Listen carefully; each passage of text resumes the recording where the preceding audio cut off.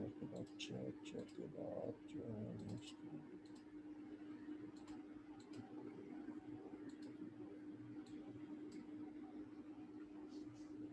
फजीला बेटा, अटेंडेंस जो है हम एंड ऑफ द सेशन लेंगे। सेशन के आखिर में हम अटेंडेंस लेंगे।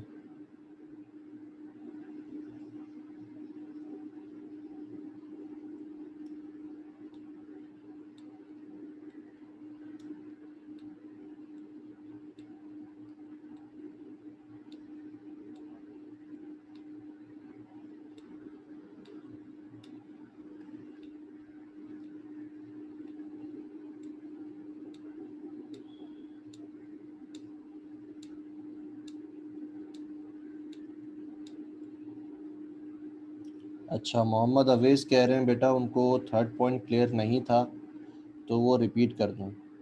तो कोई स्टूडेंट जो है वो बता सकता है कि मैंने थर्ड पॉइंट क्या समझाया है?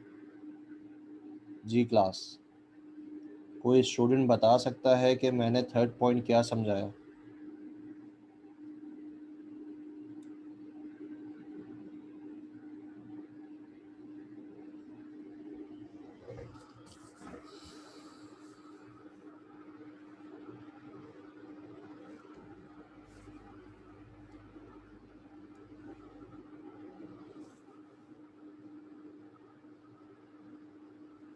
इसका मतलब बेटा किसी को समझ में नहीं आ रहा, ऐसा है?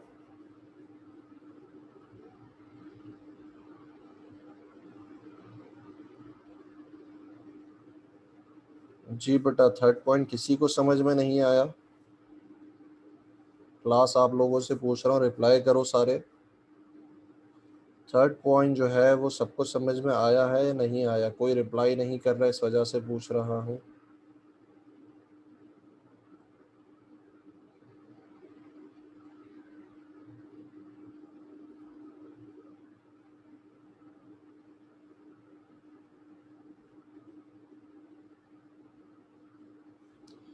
ठीक है, अब्दुल वासे अली खान और मोहम्मद सारिब सही बता रहे हो बेटा। अच्छा मोहम्मद अवेज़ बेटा, इनके मैसेज को पढ़ो और जो मैं कह रहा हूँ अब उसको समझो। मैं क्या कह रहा हूँ कि अगर हमें कोई ऐसा मेथड लिखना है जो कि सारे चाइल्ड क्लासेस के अंदर आप चाह रहे हो कि इनहेरिट हो जाए और उसका कोड भी सेम हो, ठीक है, नाम के साथ साथ उसका सिग्नेचर और कोड भी सेम हो, तो उसको आप विदाउट एब्स्ट्रैक्ट के कीवर्ड के आप अपने एब्स्ट्रैक्ट क्लास के अंदर डिफाइन कर दोगे, तो होगा क्या, वो मेथड एग्जैक्टली सबके पास सेम जो है इनहेरिट हो जाएगा बाकी चाइल्ड क्लासेस के पास। अब ठीक है मोहम्मद अवेज़?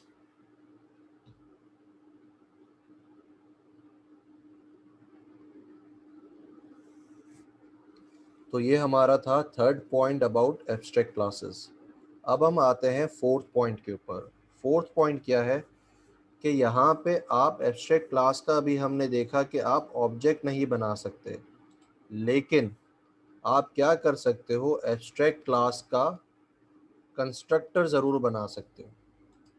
और इस कंस्ट्रक्टर के अंदर आप जो भी लिखोगे, जो भी काम करवाओगे, तो उसका होगा क्या, उसका इफेक्ट होगा सारी चाइल्ड क्लासेस के ऊपर। क्यों? क्योंकि जब भी किसी भी क्लास का ऑब्जेक्ट बनता है तो सबसे पहले उसके पेरेंट का कंस्ट्रक्टर कॉल होता है। तो हम यहाँ पे बाइक का एक ऑब्जेक्ट बनाते हैं।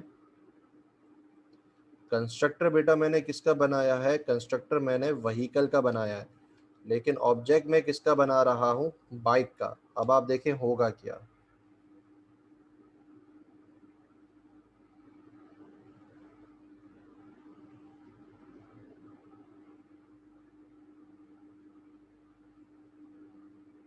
वेट करें, बिल्ड हो रहा है प्रोजेक्ट।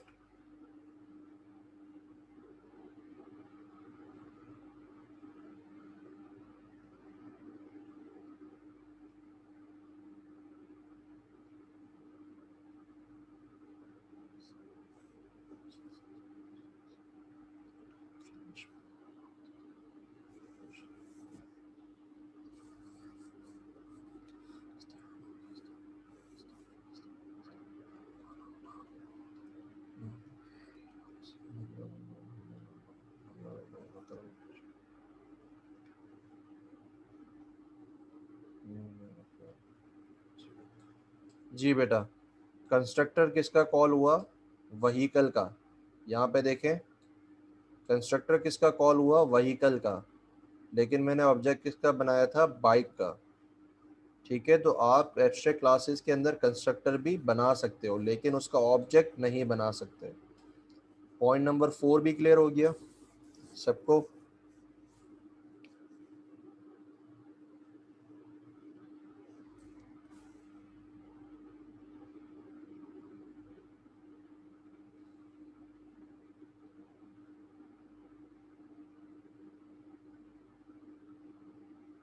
बाकी बच्चे रिप्लाई करें बेटा, पॉइंट नंबर 4 क्लियर हुआ है सबको?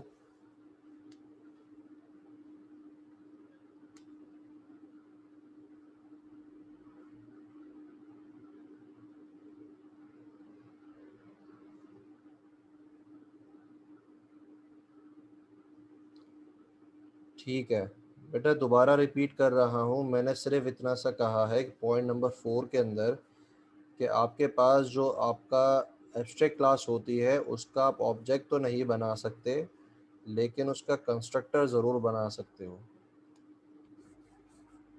ठीक है, दिस इज़ द पॉइंट। अब समझ में आ गया अब्दुल वासे? अब्दुल वासे बेटा, पॉइंट क्लियर हो गया? ठीक है, अब हम जाते हैं पॉइंट नंबर 5 के ऊपर। पॉइंट नंबर 5 क्या कहता है कि ऑल्दो आप एब्स्ट्रैक्ट क्लास का ऑब्जेक्ट तो नहीं बना सकते, लेकिन जिस तरीके से आप अपने सिंपल मेथड्स बना सकते हो इस क्लास के अंदर फॉर इनहेरिटेंस, इसी तरीके से आप इस क्लास के अंदर आपके एट्रीब्यूट्स और उनकी प्रॉपर्टीज़ भी बना सकते हो। ठीक है, अब होगा क्या, ये मॉडल जो है वो सबके पास इनहेरिट हो जाएगा, ओ बी डॉट मॉडल। जी बेटा, तो ये जो है सबके पास इनहेरिट हो जाएगा। तो आप इसके एब्स्ट्रैक्ट क्लास के अंदर अपने एट्रीब्यूट्स और उनकी प्रॉपर्टीज़ भी बना सकते हो। This is point number 5। पांचों पॉइंट्स क्लियर हो गए बेटा एब्स्ट्रैक्ट क्लासेस के बारे में सबको? किसी को कोई कंफ्यूजन?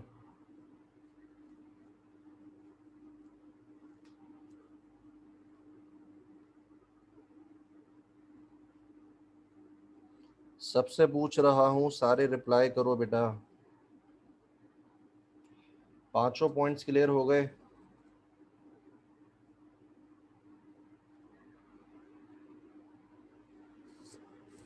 लास्ट पॉइंट बेटा मैंने ये बताया कि आप जो है अपनी एब्स्ट्रैक्ट क्लास के अंदर एट्रीब्यूट्स और उनकी प्रॉपर्टीज़ भी डिफाइन कर सकते हो, बना सकते हो।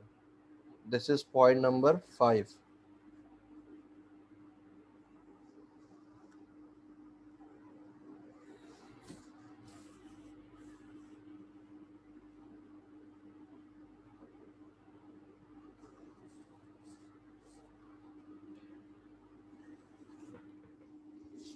अब क्लियर है सबको?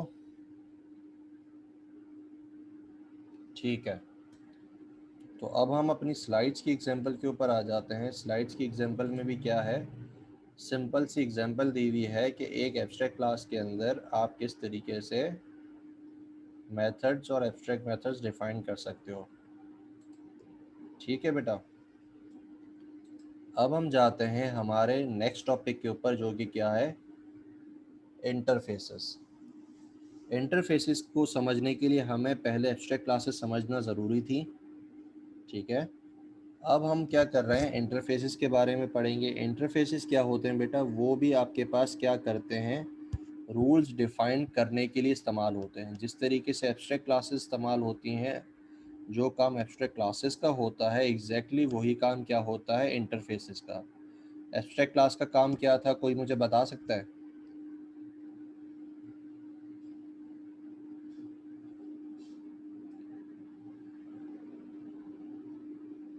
जी क्लास, एब्स्ट्रैक्ट क्लास का काम क्या था, रूल्स डिफाइन करना। Very good. तो हम जो है इंटरफेसेस के अंदर भी क्या कर सकते हैं, इंटरफेसेस भी जो है रूल्स डिफाइन करने के लिए इस्तेमाल होते हैं। ठीक है, लेकिन इंटरफेसेस के अंदर आप क्या नहीं कर सकते, अगर इसको बेटा मैं इंटरफेस बना दूँ, यहाँ से एब्स्ट्रैक्ट का कीवर्ड हट जाएगा और क्लास की जगह पे क्या आ जाएगा, इंटरफेस का कीवर्ड। तो अब इस इंटरफेस के कीवर्ड में ना तो आप क्या कर सकते हो, ना आप एट्रीब्यूट डिफाइन कर सकते हो, इस वजह से यहाँ पे एरर दे रहा है, ना आप उसका कंस्ट्रक्टर बना सकते हो, इस वजह से इसका एरर दे रहा है, ना आप सिंपल मेथड्स बना सकते हो, इस वजह से यहाँ पे एरर दे रहा है।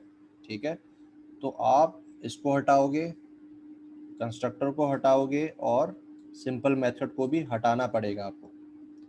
दूसरी बात, आप जब इंटरफेस बना रहे हो उसमें सिर्फ और सिर्फ मेथड्स के रूल्स आ सकते हैं। तो जब मेथड्स का रूल बनाना है तो उसमें फिर आपके पास एब्स्ट्रैक्ट का कीवर्ड आप नहीं लगाते इंटरफेस के अंदर। ठीक है, दूसरा उसके साथ कोई भी एक्सेस स्पेसिफायर नहीं आता। तो इंटरफेसेस भी जो हैं रूल्स डिफाइन करने के लिए इस्तेमाल होते हैं, लेकिन उसके अंदर ना कंस्ट्रक्टर आता है, ना एट्रीब्यूट आता है, ना प्रॉपर्टीज़ आती हैं, ना सिंपल मेथड्स आते हैं, कुछ नहीं आता। सिर्फ सिग्नेचर आता है, जो आपका रूल मेथड होता है, मेथड का रूल होता है, उसका सिर्फ सिग्नेचर आता है। ठीक है, और उसके आगे कर्ली ब्रैकेट्स भी नहीं लगते। इसी तरीके से अगर कोई क्लास इंटरफेस को इनहेरिट करती है तो उसके अंदर जब एब्स्ट्रैक्ट का कीवर्ड नहीं लगा हुआ तो उसको ओवरराइड का कीवर्ड लगाने की भी ज़रूरत नहीं पड़ती। ओवरराइड का कीवर्ड नहीं लगेगा, ओवरराइड का कीवर्ड नहीं लगेगा। तो अब बात यहाँ पे आती है कि जब ये सारे अच्छे फीचर्स हमारे पास एब्स्ट्रैक्ट क्लास के अंदर मौजूद थे, उसमें ज़्यादा चीज़ें डिफ़ाइन हो सकती थी, तो इंटरफेसेस बनाने का फिर फ़ायदा क्या है? तो बेटा इंटरफेसेस बनाने का फ़ायदा ये है कि उसमें वो सारी चीज़ें जो हैं नहीं आती, जो कि आपके पास व्हीकल के अंदर, जो आपकी एब्स्ट्रैक्ट क्लास के अंदर होती हैं। तो इस वजह से सिर्फ़ और सिर्फ इसमें मेथड्स के रूल्स आते हैं, तो इस वजह से ये क्या होता है, लाइट वेट होता है, हल्का होता है। क्लासेस जो हैं एब्स्ट्रैक्ट क्लासेस वो भारी होती हैं क्योंकि उसमें ज़्यादा फीचर्स होते हैं रूल्स डिफ़ाइन करने के लिए। इंटरफेसेस के अंदर सिर्फ और सिर्फ आप रूल डिफ़ाइन कर सकते हो मेथड्स का, तो इस वजह से जो है उसमें क्या होता है, वो लाइट वेट होता है। तो दोनों के बीच में डिफरेंस क्लियर हो गया सबको, एब्स्ट्रैक्ट क्लासेस और इंटरफेसेस के दरमियान। जी क्लास, सबसे पूछ रहा हूँ बेटा, सारे रिप्लाई करो।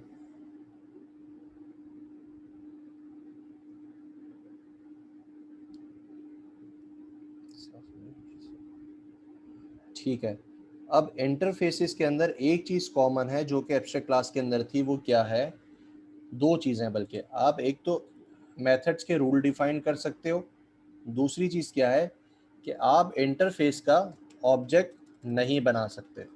जिस तरीके से आप एब्स्ट्रैक्ट क्लास का ऑब्जेक्ट नहीं बना सकते थे, इस तरीके से आप इंटरफेसेस का भी ऑब्जेक्ट नहीं बना सकते।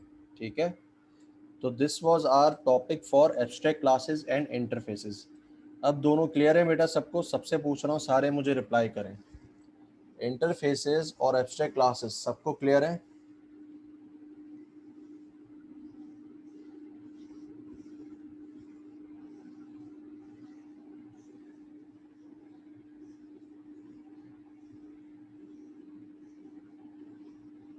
बेटा दोनों में डिफरेंस ये है कि एब्स्ट्रैक्ट क्लासेस के अंदर आप जो है एट्रीब्यूट्स डिफाइन कर सकते थे, प्रॉपर्टीज डिफाइन कर सकते थे, वो आप इंटरफेसेस के अंदर नहीं कर सकते। दूसरा पॉइंट ये है कि आप कंस्ट्रक्टर बना सकते थे, आप इंटरफेसेस में कंस्ट्रक्टर नहीं बना सकते। तीसरा पॉइंट ये है कि उसमें आप सिंपल मेथड्स बना सकते थे एब्स्ट्रैक्ट क्लासेस के अंदर, वो आप इंटरफेसेस में नहीं बना सकते। ठीक है, तो अब यहाँ पे हम 5 मिनट का ब्रेक लेंगे, उसके बाद जो है हम 5 मिनट के बाद दोबारा ज्वाइन करेंगे। तो सारे क्लास में ही रहें, मैं जो है बेटा 5 मिनट में आ रहा हूँ। ठीक है, तो यहाँ पे आई नीड अ ब्रेक।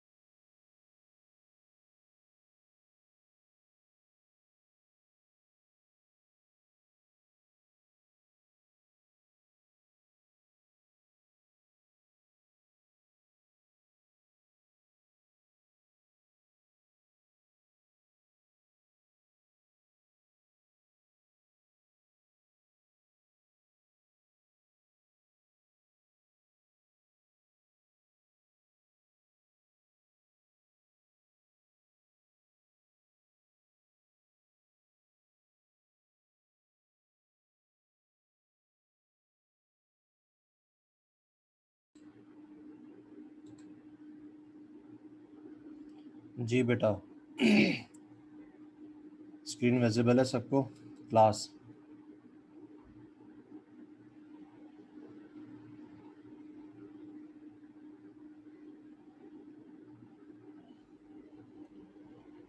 ठीक है। अब हम हमारे सेकंड लास्ट टॉपिक की तरफ जाएंगे। उसके बाद जो है आपका लास्ट टॉपिक रह जाएगा रिलेशनशिप्स, और फिर आपका ऊप का जो कंटेंट है वो सारा कवर हो जाएगा। तो सेकंड लास्ट टॉपिक है आपके पास मल्टीपल इनहेरिटेंस। इनहेरिटेंस जब हम पढ़ रहे थे बेटा, उसमें याद होगा आपको कि जब हमने मल्टीपल इनहेरिटेंस के बारे में पढ़ा तो मैंने कहा था कि हम इसके बारे में तब पढ़ेंगे जब हम इंटरफेसेस पढ़ चुके होंगे। ठीक है। तो अब हमने इंटरफेसेस पढ़ लिए, अब हम क्या करेंगे, अब हम मल्टीपल इनहेरिटेंस पढ़ सकते हैं। तो उसके लिए जो है आपको इस स्लाइड को रीड करें बेटा, तो आपको मल्टीपल इनहेरिटेंस जो है वो समझ में, उसका जो कॉन्सेप्ट है वो समझ में आ जाएगा। इस स्लाइड को रीड करें सारे।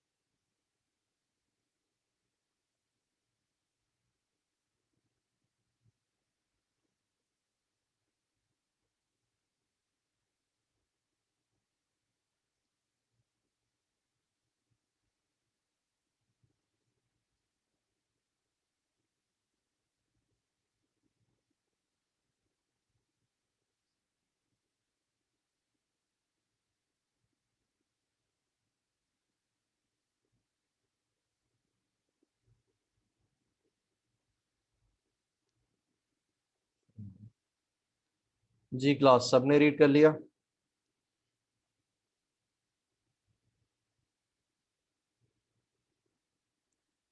रिप्लाई करें बेटा सारे, रीड कर लिया सबने?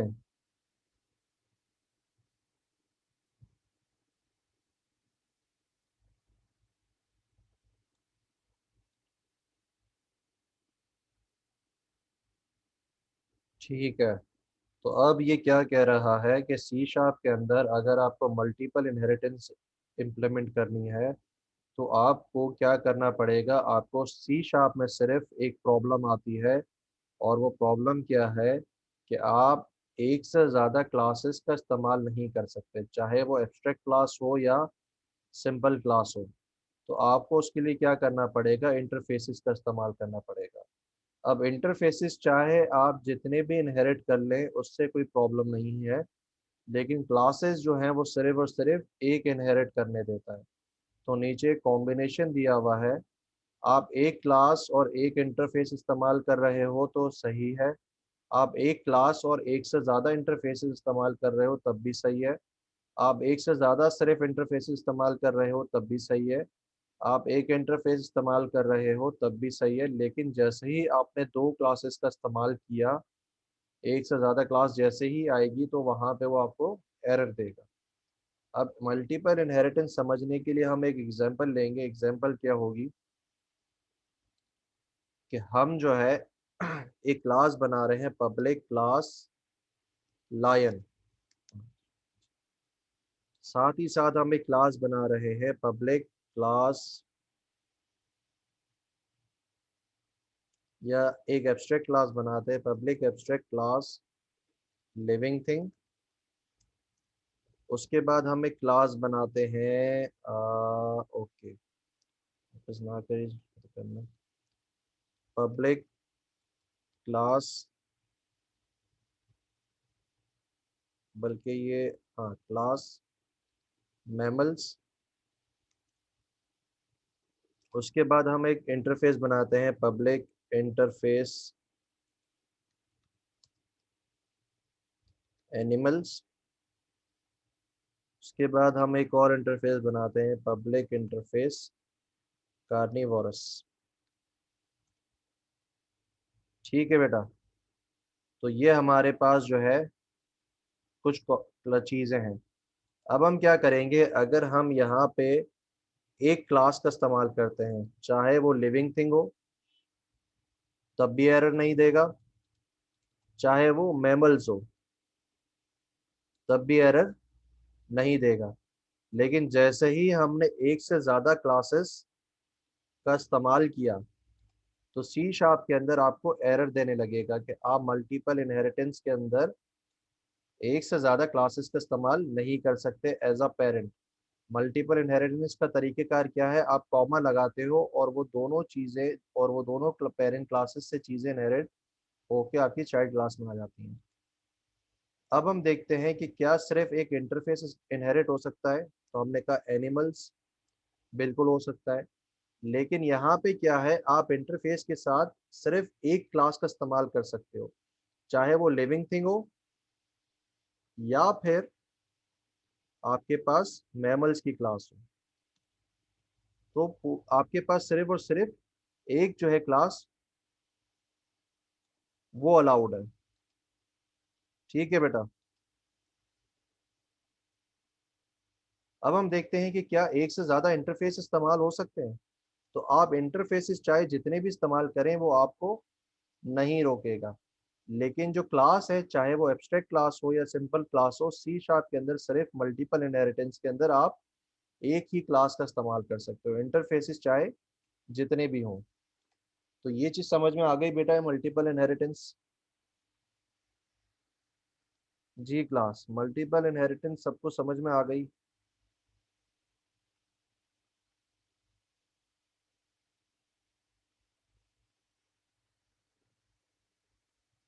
सबसे पूछ रहा हूँ, मुझे बेटा 4 बच्चों ने रिप्लाई किया है, 5 हो गए।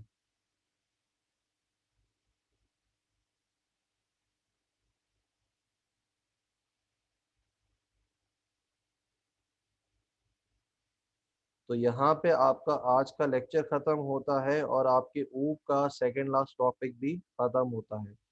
अब एक टॉपिक रह जाएगा, दैट इज योर रिलेशनशिप्स।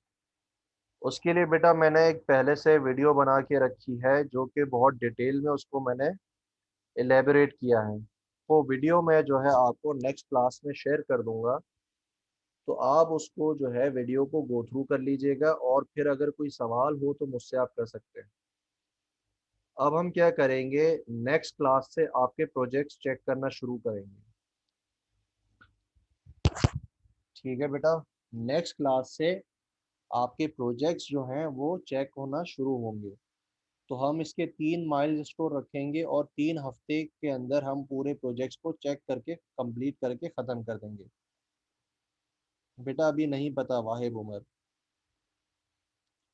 तो हम क्या करेंगे, अगले वीक में पहला माइलस्टोन, उससे आगे वाले वीक में माइलस्टोन नंबर 2, और फिर उससे आगे वाले वीक में माइलस्टोन नंबर 3 और आपका पूरा प्रोजेक्ट एक साथ। तो माइलस्टोन 1 के लिए सारे बेटा नोट कर लें कि अगले हफ्ते में आपका प्रोजेक्ट का माइलस्टोन नंबर 1 चेक होगा जिसमें क्या होना चाहिए, आपके पास 10 क्लासेस हों जो कि आपने अपने सॉफ्टवेयर के लिए आइडेंटिफाई की हैं। उसके अंदर कौन कौन सी एट्रीब्यूट्स लगेंगे वो लिखे हुए होने चाहिए, और कौन कौन से मेथड्स उसमें लगेंगे वो मेथड्स के सिर्फ नाम लिखे होने चाहिए। ब्लैंक मेथड्स होंगे, उसके अंदर कोड कुछ नहीं होगा। विंडोज़ फॉर्म के ऊपर आपने बनाना है प्रोजेक्ट और उसमें डेटाबेस लाजमी इंक्लूड होगा।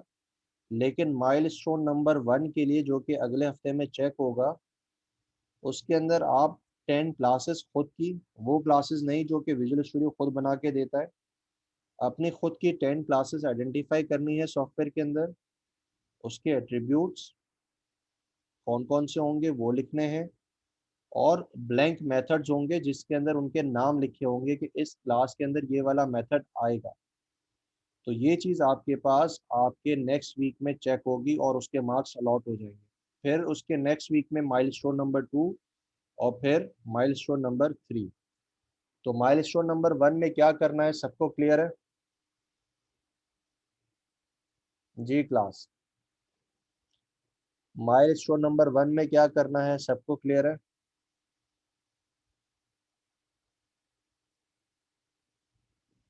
वो बात की बात है जावेद अहमद, मैं तो माइलस्टोन नंबर 1 के अंदर जितनी चीजें हैं सिर्फ उसी को चेक करूंगा।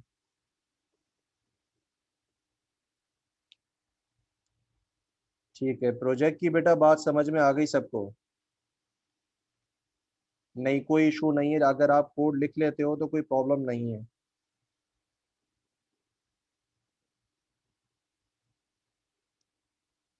प्रोजेक्ट की बात सबको समझ में आ गई। अब हम जाते हैं अपने क्विजेज और असाइनमेंट्स के ऊपर। तो क्विजेज और असाइनमेंट्स में बेटा आप लोगों का मैंने मिड का पेपर चेक किया है, उसमें से बहुत से बच्चे ऐसे हैं जो कि बहुत वीक हैं ऊप के अंदर।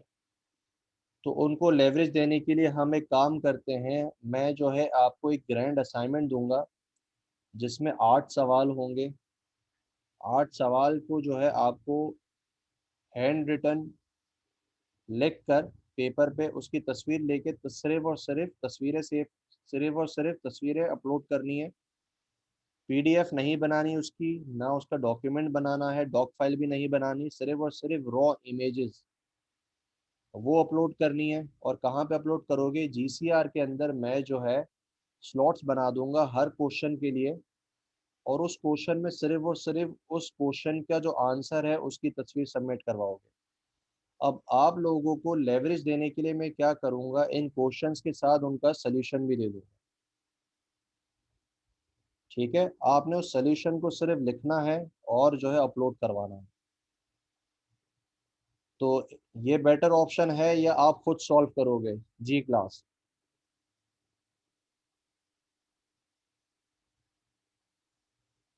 सोल्यूशन साथ में दूं या ना दूं? ऐसा दे दीजिए। चलें ठीक है, तो मैं सोल्यूशन दे दूंगा। आपने क्या करना है, एक हफ्ते का टाइम आपको दूंगा। आपको जो है हर क्वेश्चन जो है अलग पेज पे करना है, और फिर उनकी स्लॉट्स बनी हुई होंगी गूगल क्लासरूम के ऊपर। हर स्लॉट के अंदर सिर्फ और सिर्फ उसी क्वेश्चन का आंसर सबमिट करवाओगे।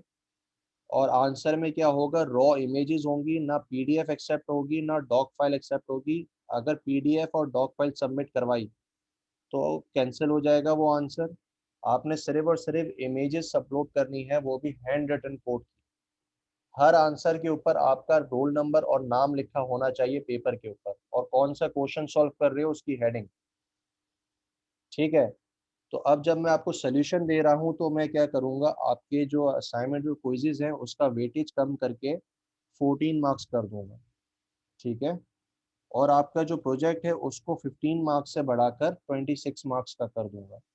तो अब ताकि जब मार्क्स बढ़ चुके हैं आपके प्रोजेक्ट के ऊपर तो आप अपने प्रोजेक्ट के ऊपर अच्छे से फोकस कर सकें। ये इंस्ट्रक्शंस क्लियर हैं बेटा सबको? प्रोजेक्ट के बारे में, माइलस्टोन्स के बारे में, असाइनमेंट्स के बारे में सबको क्लियर है सारी चीज़ें? तो एक हफ्ते का टाइम होगा बेटा, एक हफ्ते के अंदर आपने वो सारे क्वेश्चंस जो है सबमिट करवाने हैं जीसीआर के ऊपर। दोबारा रिपीट कर रहा हूँ, जीसीआर के ऊपर स्लॉट्स बनी हुई होंगी हर क्वेश्चन की, तो आपने वो सबमिट करवाने हैं वहाँ पे।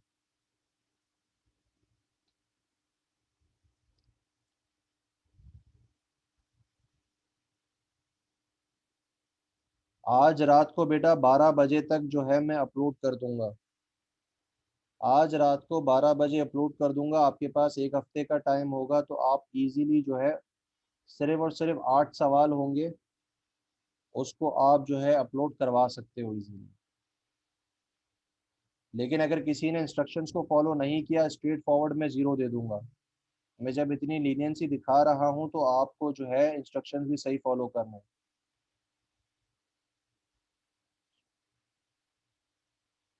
बेटा सोल्यूशन दिया हुआ होगा मोहम्मद बिलाल।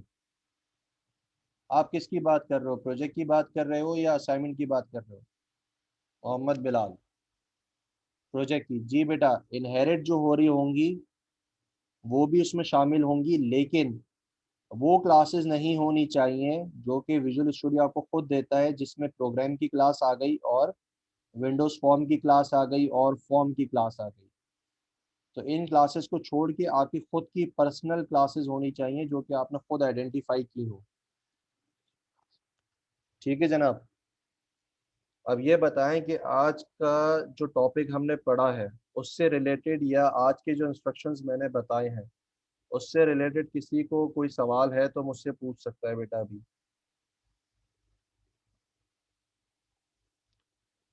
सबसे पूछ रहा हूँ, सारे मुझे रिप्लाई करें बेटा।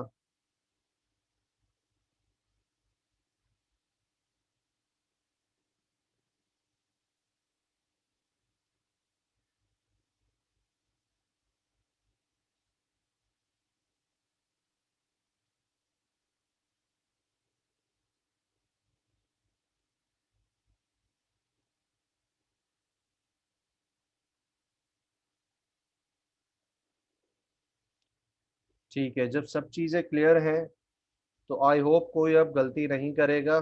अब आप एक काम करें, अपना रोल नंबर लिखें, साथ में प्रेजेंट लिखें और चैट मैसेज में डाल दें। देन उसके बाद आप जा सकते हैं बेटा। रोल नंबर लिखें, प्रेजेंट लिखें और चैट मैसेज में डालें और उसके बाद फिर जा सकते हो सारे। ओके सर, अल्लाह हाफिज। वापस।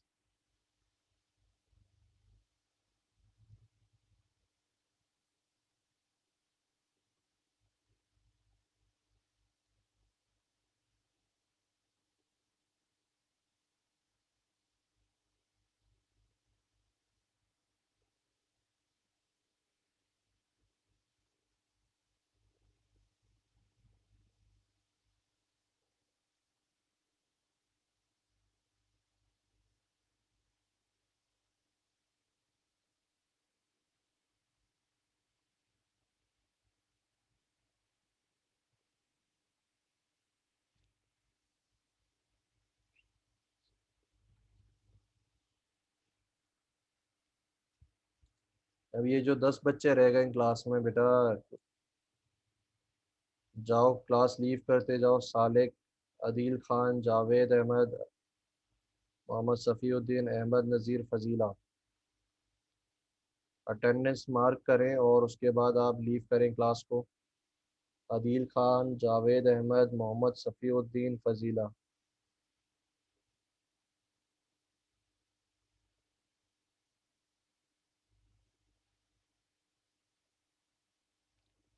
अदील खान, सफ़ीउद्दीन, फ़जीला, बेटा क्लास लीव करो।